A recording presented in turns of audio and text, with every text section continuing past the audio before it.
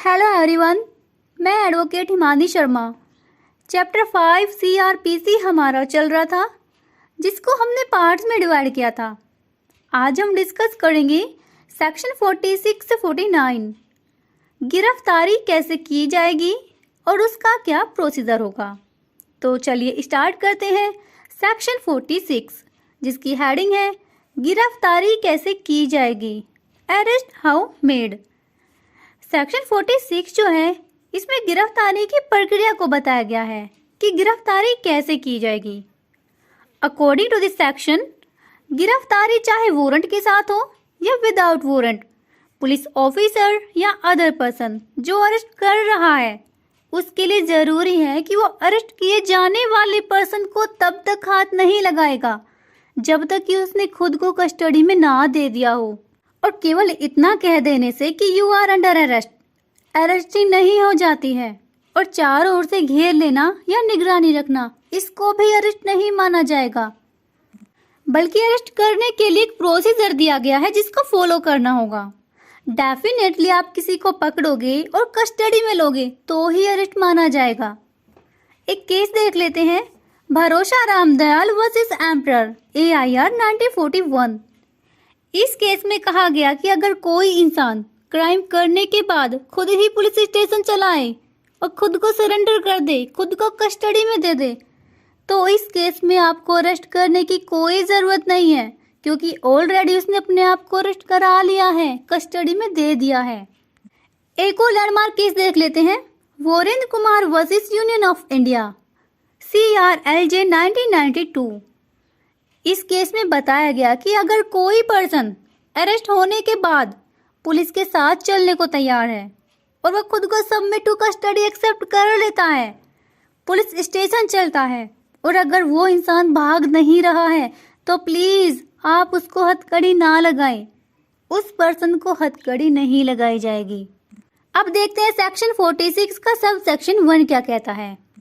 Arresting करते समय police officer या अदर पर्सन जो कि अरेस्ट कर रहा है, अरेस्ट किए जाने वाले व्यक्ति के शरीर को वस्तुतः छुएगा या परिरुद्ध करेगा, मतलब वास्तव में उसकी बॉडी को टच करेगा या कन्फाइन करेगा। कब? जब तक कि उस पर्सन ने मन, वचन और क्रम के द्वारा खुद को कस्टडी में सरेंडर ना कर दिया हो, खुद को समर्पित ना कर दिया हो। इस पर एक केस देख लेते हैं, Roshan Baby versus State of Tamil Nadu AIR 1984। इस केस में कोर्ट ने कहा कि धारा 46 के तहत गिरफ्तारी का तरीका ये है कि गिरफ्तारी करते समय एक पुलिस ऑफिसर या अदर पर्सन को वास्तव में गिरफ्तार व्यक्ति के शरीर को छूना चाहिए या वास्तव में उसके शरीर को सीमित करना चाहिए, मतलब या तो टच करेगा या कन्फाइन करेगा। सब सेक्शन 1 जो है 2008 में इसमें एक प्रोविजो ऐड कर दिया गया, क्या कि जहां किसी फीमेल को अरेस्ट किया जाना है तो प्रैक्टिकेबल जितना हो सके एक लेडी कांस्टेबल ही उसको अरेस्ट करेगी। अगर लेडी कांस्टेबल अवेलेबल नहीं है और अरेस्टिंग जरूरी है तो कोई भी पुलिस ऑफिसर उसको अरेस्ट कर सकता है। अब देखते हैं सेक्शन 46 का सब सेक्शन 2 क्या कहता है। इसमें गिरफ्तारी के लिए बल प्रयोग की बात की गई है कि अगर कोई पर्सन अरेस्ट होने से बचने की कोशिश कर रहा है या जबरन विरोध करता है तो पुलिस ऑफिसर उसको अरेस्ट करने के लिए आवश्यक सभी साधनों को उपयोग में ला सकता है, वो फोर्स भी यूज कर सकता है। यदि बल प्रयोग करना आवश्यक हो जाए तो वो उतना बल यूज कर सकता है जिससे कि गिरफ्तारी हो सके। अब सबसेक्शन 2 में तो कह दिया कि आवश्यक सभी साधनों को उपयोग में ला सकता है, लेकिन सब सेक्शन 3 में इसकी लिमिट को डिसाइड कर दिया गया कि ऐसा ना हो कि वो मर ही जाए। तो देखते हैं सब सेक्शन 3 क्या कहता है कि ऐसा व्यक्ति जिस पर लाइफ इम्प्रिजमेंट या मृत्युदंड का आरोप नहीं है तो उस पर उतना फोर्स यूज ना करें कि वो मर ही जाए। अगर वो पर्सन उम्र कैद या मौत की सजा से दंडनीय अपराध का आरोपी नहीं है और उस पर इतना फोर्स यूज कर दिया गया जिससे कि उसकी जान चली जाए, तो वो पुलिस ऑफिसर IPC की धारा 300 के अपवाद 3 में सदोष मानव वध का दोषी होगा। ओके, अब ये देखते हैं कि बल प्रयोग के द्वारा मृत्यु कब की जा सकती है। तो जब उस पर्सन पर लाइफ इम्प्रिजमेंट या मृत्यु दंड से दंडनीय अपराध का आरोप लगा हो और वो बचकर भाग निकलने की कोशिश कर रहा हो, तब उसका एनकाउंटर किया जा सकता है। अब देखते हैं सेक्शन 46 सब सेक्शन 4। इसे 2005 के अमेंडमेंट के द्वारा ऐड किया गया। इसमें कहा गया कि no women shall be arrested after sunset and before sunrise. किसी भी वुमेन को अरेस्ट करने के लिए ध्यान रखना होगा क्या कि सूर्यास्त के बाद और सूर्योदय से पहले उसको अरेस्ट नहीं किया जाएगा। सुबह होने तक उसका वेट किया जाएगा। लेकिन जहां एक्सेप्शनल सर्कमस्टांसेस हैं, असाधारण परिस्थितियां विद्यमान हैं, तो एक वुमेन पुलिस ऑफिसर भी इस कंडीशन में उसको अरेस्ट कर सकती है।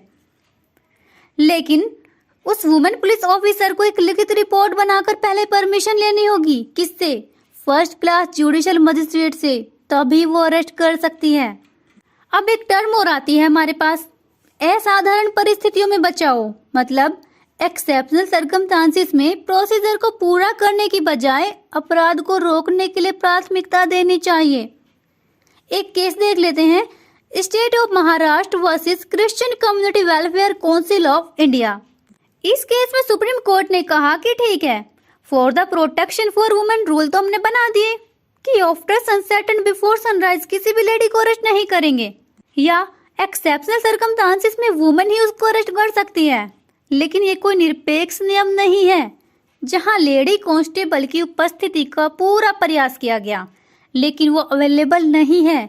तो कुछ ऐसे क्राइम्स भी होते हैं जब ये प्रोसीजर फॉलो करने का टाइम ही ना रहा हो और अरेस्ट की ऐसी स्ट्रिक्ट कंडीशन को अप्लाई करना मुश्किल हो जाता है, तो प्रोसीजर को इग्नोर किया जा सकता है और बिना किसी देरी के मेल पुलिस ऑफिसर भी उसे अरेस्ट कर सकता है।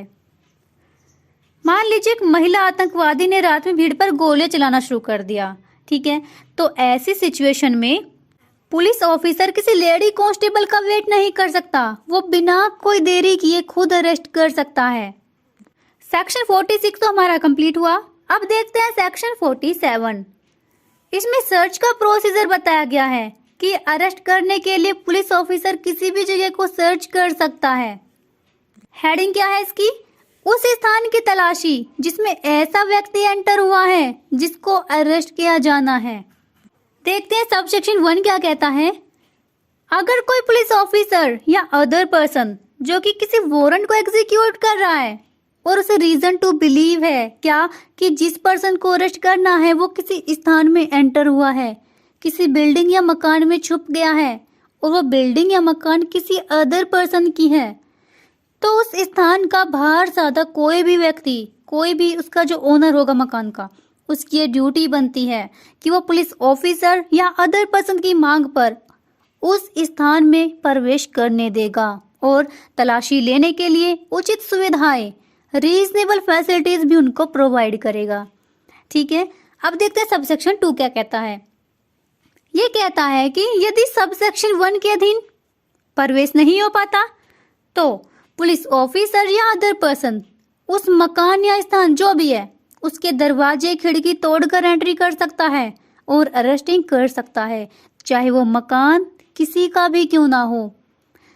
इसमें एक बात और याद रखनी है, यदि वो स्थान ऐसा कमरा है जो किसी पर्दानशी वुमेन के वास्तविक अधिभोग में है तो उसको स्पेशल रीजनेबल अपॉर्चुनिटी दी जाएगी, उसको प्रॉपर टाइम दिया जाएगा कि आप यहाँ से हट जाएं। उसके बाद वो कमरे को तोड़कर खोल सकता है और प्रवेश कर सकता है। अब देखते हैं सबसेक्शन 3 क्या कहता है। ये कहता है कि अगर वो पुलिस ऑफिसर या अदर पर्सन किसी स्थान या घर में डिटेन हो जाए, मतलब एंटर तो कर लिया था लेकिन वहाँ डिटेन हो गया है, तो वो वहाँ की कोई भी बाहरी या भीतरी विंडो या गेट को तोड़कर खुद को मुक्त कर सकता है, वहाँ से निकल सकता है। सेक्शन 47 भी हमारा कंप्लीट हुआ। अब देखते हैं section 48। Pursue of offender into other jurisdiction, अन्य अधिकारिताओं में अपराधियों का पीछा करना। ये सेक्शन किसी ऐसे पुलिस ऑफिसर को जो कि विदाउट वारंट किसी को अरेस्ट करने के लिए ऑथोराइज्ड है, इंडिया के किसी भी स्थान में उसका पीछा करने की शक्ति प्रदान करता है। किसी भी पर्सन को अरेस्ट करने के लिए पुलिस ऑफिसर अपने ज्यूरिसडिक्शन से बाहर भी जा सकता है। यही बात ये सेक्शन कहता है। अब देखते हैं सेक्शन 49।